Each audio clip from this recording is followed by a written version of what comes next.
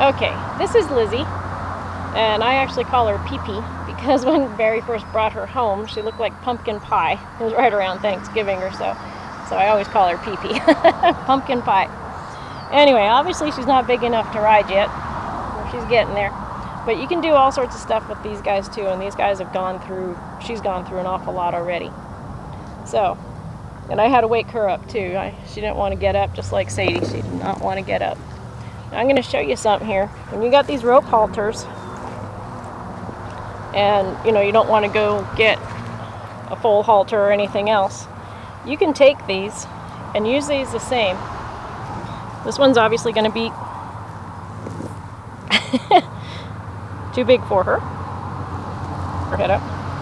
But instead of going through the hole here, you can go underneath it. Okay, I know, you can deal with it. Get it all organized, and then you just tie your knot below that. And then I'll stick this through here. And we just take care of that, so that's done with. The flies are biting her. It looks a little funny, but that way you don't have to keep running back and forth to your truck or your tack room to get another halter if you don't want to. You can just use one. Okay, so the thing to realize about these little guys is people always say, oh, they're so darn cute, but she outweighed me when she was born. Well, maybe not her, but so you still want to make sure that they are always really paying attention to you. And you treat them like a horse. Don't treat them like a little fragile doll. Not that you beat them up, not by any way, shape, or form. But if she was out in the herd and she started getting too picky or started biting the wrong person, I guarantee they're going to do something about it. And you're going to do something about it too. You're not going to let her push on you. Some people think it's kind of cute when these babies push on them or nibble on them or something like that. But pretty soon they're going to grow up. And then they still have that's okay to do.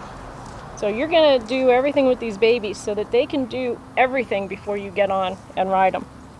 And just like with the others, you pick up and you feel for them, they feel for you. You want it to be a kind of instant thing. You want them to follow you around, get everything the same as you would with an adult. We're not going to get, we have plenty of time to get this stuff done. Get it all done while they're little. Get it ingrained in them. Have them respect and talk to you. And again, you want to make sure that anywhere you go, you can touch this horse anywhere. You can pick this tail up. You can flop it. As long as I don't pull her over. You can do all these things. You can reach anywhere you want to be able to reach on these horses and still get it done. Another thing, if you can get this done ahead of time, it kind of helps a little bit. Just like when I'm saddling the horses from the back of my truck or whatever. You can get these guys so that they're ready to mount before you even get ready to get on. Now this is a really tall railing here. But she can learn to pick you up on the fence.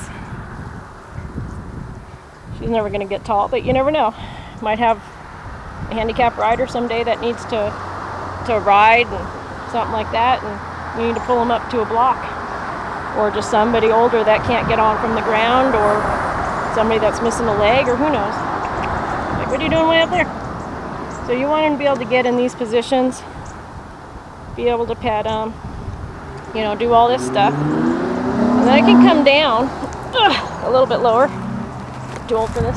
Stand on here. Now, even though she's too little to hold all my weight, obviously, but I can hold on to this rail, take up half of my weight. I'll keep one foot on this rail here, and I can simply sit on her and have most of my weight over here. But you can get used to all this. Now if she decides to leave, I just simply, come back up on the rail. But I can do this, lay on her, and get all this kind of stuff done. Wiggle my feet. Bring her around, she's okay. And get her comfortable with seeing somebody up here. And, ponying her from other horses, but you know, get up here. Put that saddle on and just lay it on there. You don't want anything heavy, obviously. But you can get all this done. And then you can get off. Kind of kick her in the belly like as if you were getting on a little not quite right. Okay. So there's all sorts of stuff you can do with these little guys to get them ready.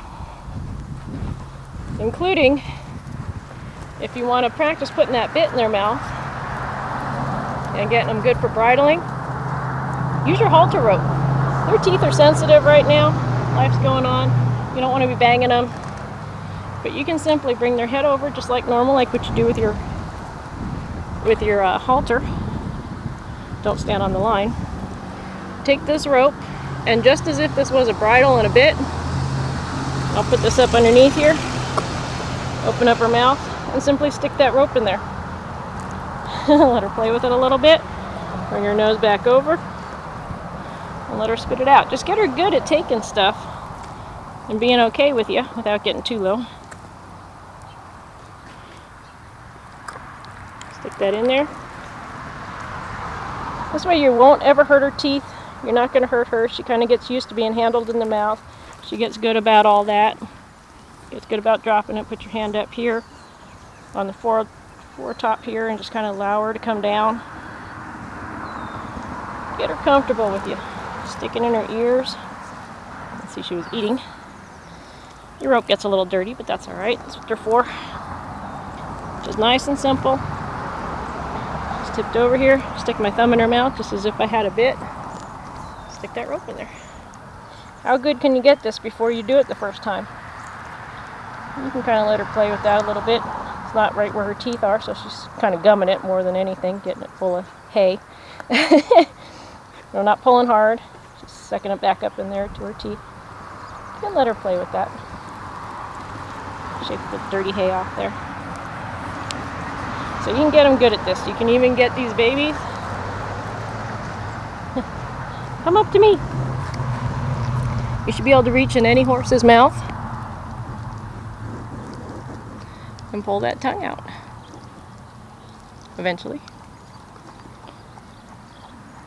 There we go.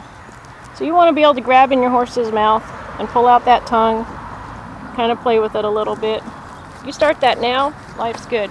Vet might have to come and do their teeth, or you might have to, you know, if you colics, you might have to put a tube down their nose, or get in there, or, you know, or down their throat, anything that you need to do. You want them to be able to be good with this. The better they are with this, the better your vet likes the way the horse handles, they're going to come a little bit more often.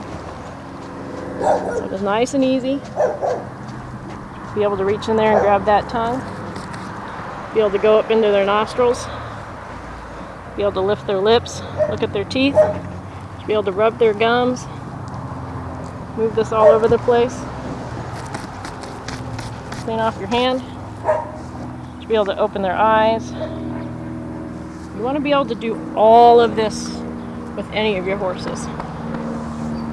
You can stand here. You can bounce on these guys a little bit.